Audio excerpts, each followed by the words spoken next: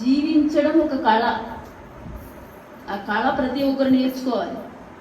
కళ రాకుండా జీవిస్తే అది సరిగా ఉండదు. సంగీతం రాకుండా ఏదైనా ఫ్లూట్ పట్టుకొని వాయించగలుగుతావా? లేకపోతే ఏదైనా ఇన్స్ట్రుమెంట్ ఏదన్నా వీణ పెట్టి ఏమైనా మొత్తం అవి ఊడిపోతాయి. వీణ పెట్టి మనకి ఇచ్చారనుకో, మనకి అది వాయించడం రాకపోతే ఏం చేస్తాము? టింగ్ టింగ్ టింగ్ అంటాము. అది ఏమవుతుంది? అది తెగిపోతుంది. అంతే తప్ప సంగీతం రాదు. అంతేనా? లేకపోతే మనకు తబలా ఇచ్చారనుకోండి, మనం ఏం కొడతాం మనకి రాకపోతే?